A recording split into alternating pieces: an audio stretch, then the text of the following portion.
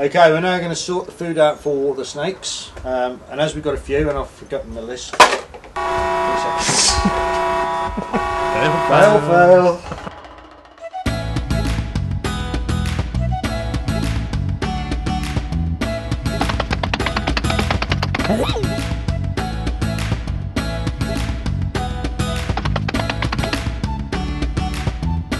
Got my list. What we're doing now is we're going to sort out the snake food from our kind of freezer, especially for animal food only, although it is also used as an overflow freezer for us. So there is a chicken in there and probably some Yorkshire puddings. Snakes don't like Yorkshire puddings. This is a drawer with majority of snake food in. That's for the axolotls, we don't need that. And basically go through them. So we have hoppers, part-grown mice. Now we need 5 of those.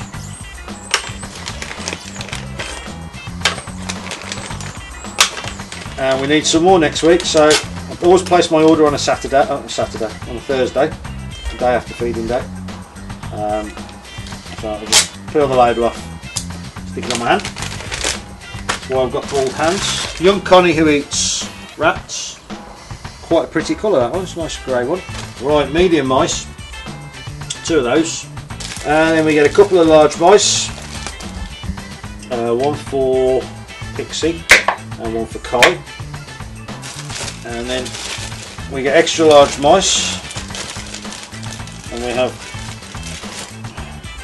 Rio. And go Rio, Pixie. No, Pixie, Kai. Tango, Jackpot. No, that's it.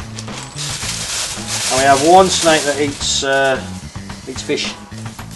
He's a European snake who lives by rivers and lakes and that sort of thing. I actually go underwater and catch the fish out of the water. So he eats fish rather than mine. You can get them on pinkies. You can kind of move them over from fish to pinkies, but I'd rather him eat what he would eat naturally. So what we're going to do is we're going to go and pour boiling water on these, because the way they're killed is using carbon dioxide.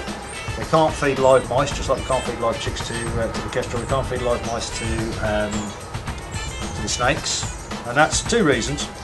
One is because it's deemed as cruel to the mice, but the other reason is if you put a live mouse in with a snake, when a mouse gets cornered, it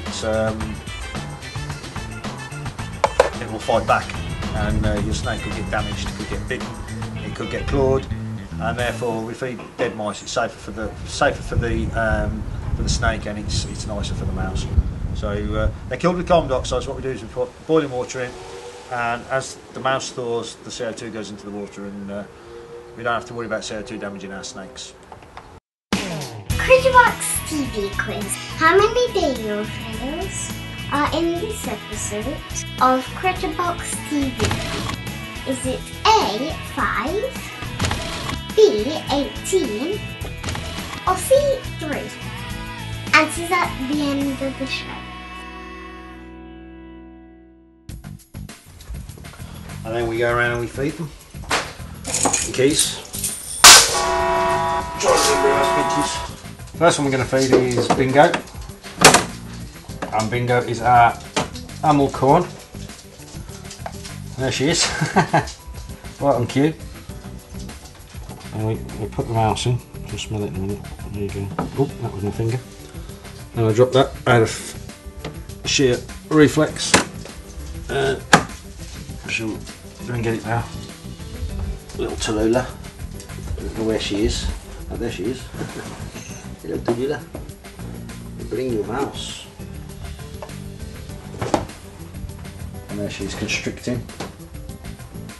Even though it's already dead, they still go through the whole process of constricting, waiting a few seconds and then swallowing it. By just putting the dead mouse in and leaving it, the snake gets reliant upon you to feed it. But if you strike feed them, then they at least remember they're snakes. I kind of like to do it by hand because I maintain the contact with the snake, and I've never had a problem whereby they see me as food. They know the smell of the food, they eat the food. What they don't do is they don't go for me. Occasionally they miss and they get my finger instead. But that, to me, that's all part of owning snakes. If you're not prepared to get bitten by the snake, then you shouldn't really have one. We'll get my finger. Let's see what he does today. All good fun.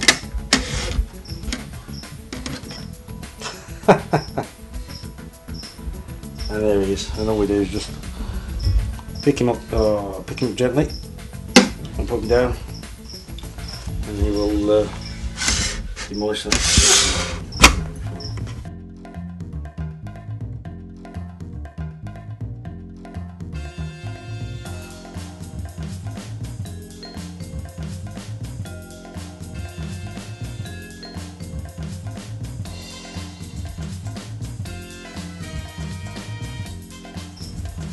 This is the only one that worries me sometimes because she's got a hell of a pair of jaws on her and a hell of a set of teeth. So if she ever went and missed and got anything.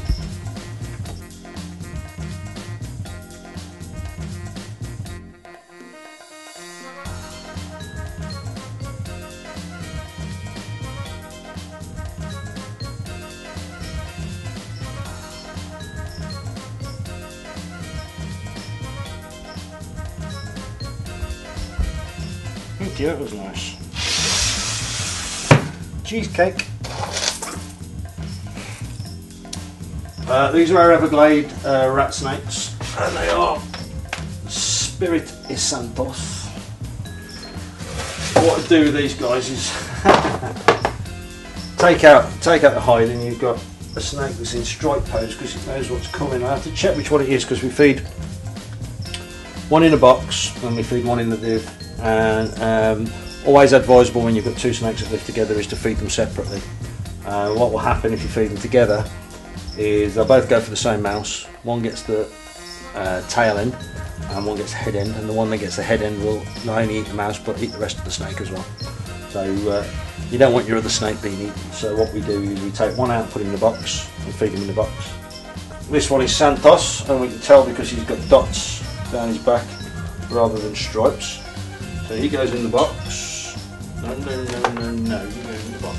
Oh no! Can you hear the rattle? Is that? That's Santos saying, "Get away from me." So, and that's what corn snakes and rat snakes in the wild, if they're under leaf litter and they want something to go away, they can sense danger. What they do is they rattle their tail, and they sound like a rattlesnake. And obviously it puts people off approaching because it sounds like a rattlesnake. I'm just going to find the other one who's under the paper somewhere. There she is, moving about.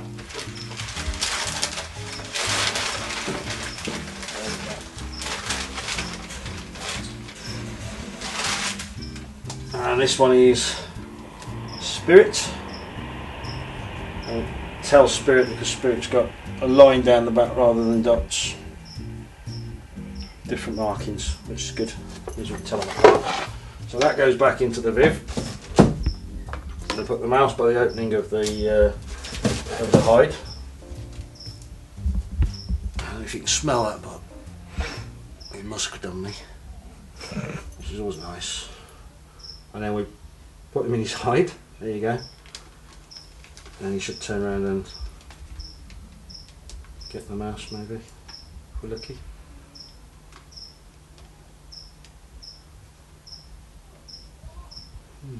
Nice smell.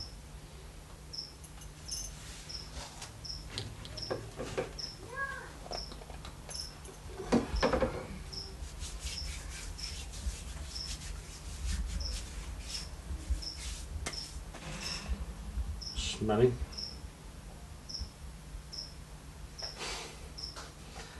You're not going to strike, are you? She's in the shed, and she's like, "Where's my dinner? Where's my dinner? Where's my dinner?" There you go. Oh, drop that. You know what your hand's there for. Oh, there you go. She's found it. She got it.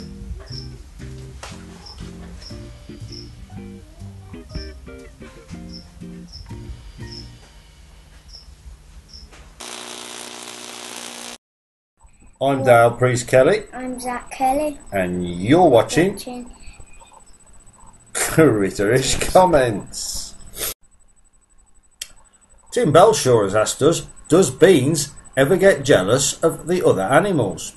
Well, Tim, Beans shares his home with lots of other animals and only really gets jealous if Pickle's having a fuss and he isn't. Pickle's our other dog, by the way. And Beans lives quite happily with the other animals. He sniffs the ferret.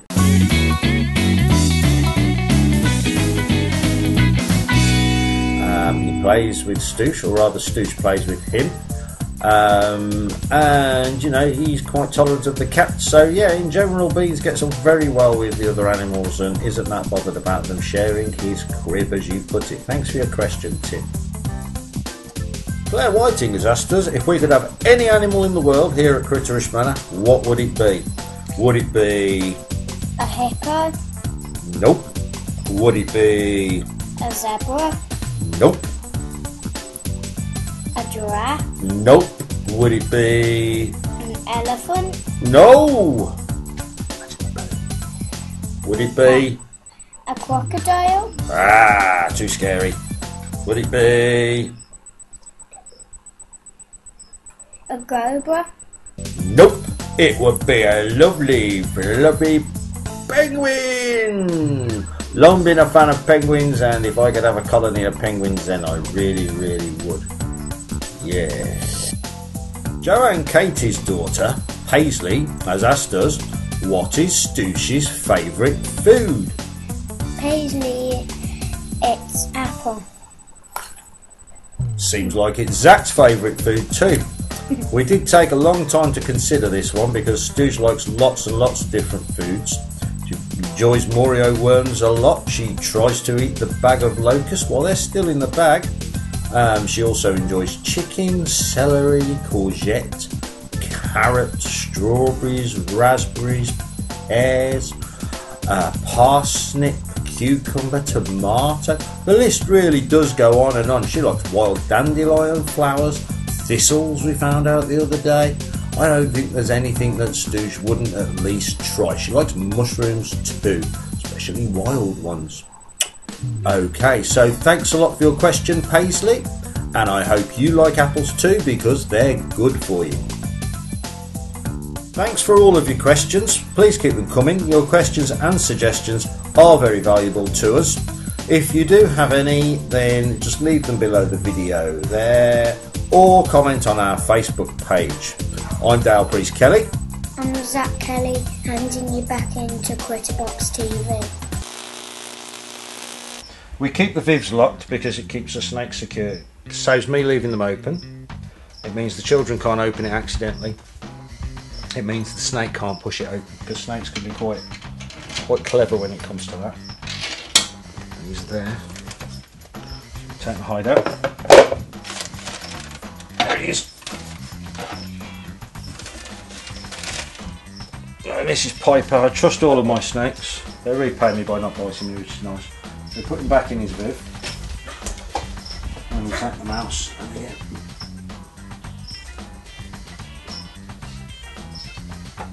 Now this guy's quite gentle when he takes them. And, there you go, look at that.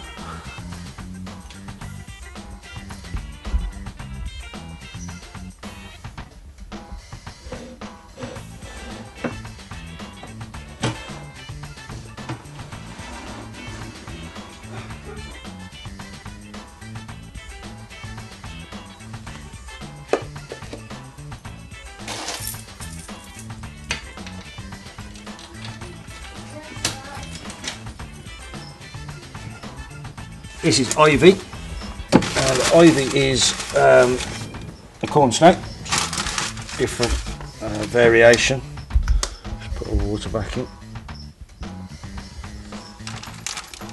And Ivy was labelled up at, we found her at a reptile show, labelled up as a reject. She's got a bit of a kinky tail, and that kinky tail means she can't be bred from. So she cost us £5. She was classed as a reject.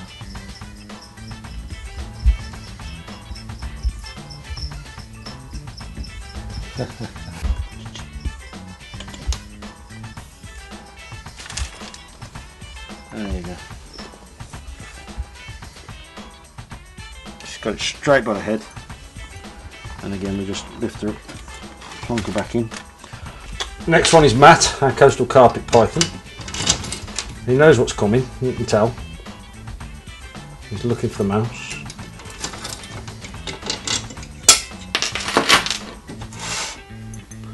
And he's a really good striker, so I'll find one with a tail. We've had this guy since he was 8 weeks old, and he was tiny. And again he'll squeeze. And squeeze. Squeeze.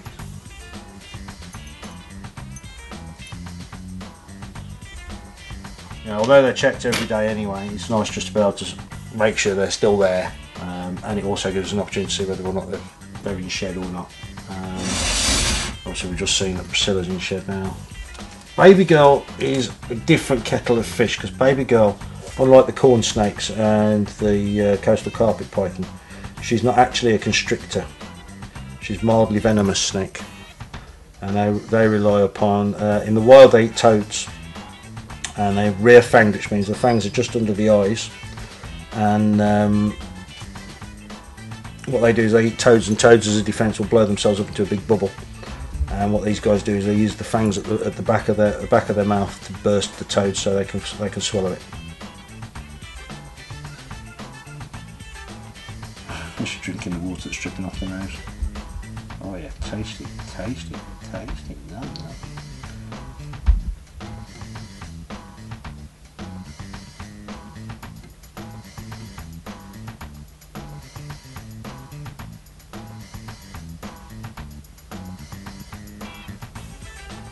At the moment she's licking it and she's drinking the water that's dripping off its nose.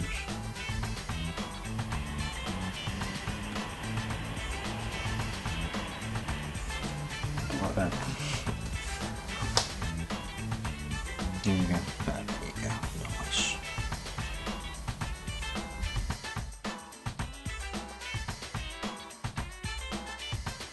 This little lady is was given to us by a friend at CritterBox. Emily Louise Slough, she is now she's married to Dale, and Tor is a California king snake, and they have particularly bad temperaments. They're renowned for it, and she is exactly what she should be.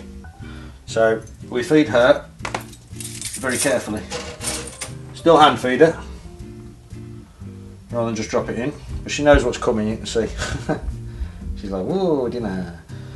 If I take the lid off now, she'll just shoot out. So, what we do is, there she goes. Don't fall out, don't fall out. There you go. Oh, once she's, you can see. She's got you as well. She has my thumb as well. She's more interested in the mouse than my thumb. But she's, yeah, what happened was she used to, because of her temperament, she used to bite Emily, and Emily's allergic to the bite, as some people are, and she used to come up in a nasty rash, and hence why we've got her. But yeah, she's awesome. She's coming round, to be honest. When we first had her, she was very difficult to handle because she would twist around and bite you as soon as you got her out. Whereas now, I can handle her for about 5 minutes, and she's quite happy.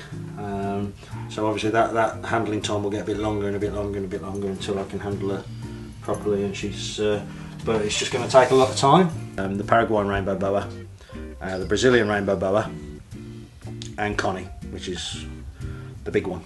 This is Jackpot, our Paraguayan rainbow boa, and Jackpot is on extra large mice, and he normally strikes.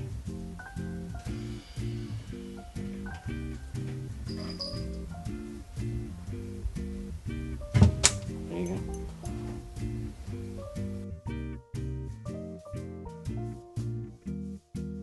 Our latest edition, this is our Brazilian rainbow boa. It's absolutely beautiful. It's called Rio for obvious reasons. Named after the next Olympics. he normally strikes. There you go.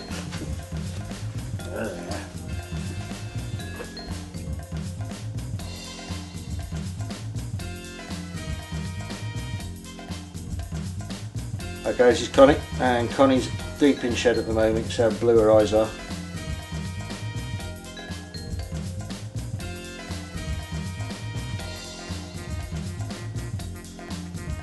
She's not looking particularly interested, to be honest. She's more interested in back of the bit. It's a shame.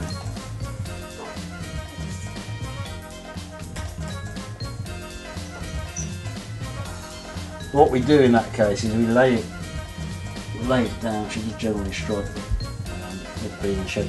We lay it down, we leave it till the morning, and if it's not gone by the morning, then we'll take it out, throw it away, and she'll wait another week. You don't sort of give it a day and then try again. You just leave it a week. They can survive quite happily for a week without food. Diesel is a European snake, and they live by riverbanks and the sides of lakes. And they actually go under the water for their food because they eat fish. And they go under the water on the bed of the river or the bed of the lake, and then they wait for the fish to come across. And they've got eyes kind of almost on top of their head, so they can see above them. And they're the same colour as the silt on the bottom of the river. So Diesel's also in shed. It's another reason why we tend to get the snakes out every day, is just to make sure that we know when they're going into shed. And what we do is, when they eat and shed, we write it down on one of these feeder records, and we know when they last shed, when they last ate, what they last ate, and how long it took them to shed. So it gives us plenty of recorded evidence that, so we can kind of get to know our snake's cycle. I've been keeping snakes for 26 years, and I've always kept a record of their feeding habits, especially if you've got a dodgy feeder, one that doesn't feed every week, and you can still trace back when they last fed. If you've got a snake that usually eats regularly once a week, and then all of a sudden they stop, you've got a record of how many weeks they haven't eaten for. You're not guessing anything. And you can also kind of tell how old they are by the length of time between sheds. So if his sheds start to get less frequent, then I know he's getting older, if you know what I mean. It's quite hard to explain. It's nice to know how often they shed their skin. And you can almost predict when they're going to go into shed once you get to know them. So we've got, this guy eats fish, so what we've got in here is a rainbow trout and nice juicy fish. Unfortunately Morrison's won't sell me enough to feed the snake for 1 week, so what I have to do is we cut it into small segments, which I'll come over and eat in a minute. Cool. Lots of snakes asking for cheesecake. CritterBox TV quiz. We asked you how many Dale friends are in this episode of CritterBox TV, and the answer is C, 3. Thanks for watching, everyone.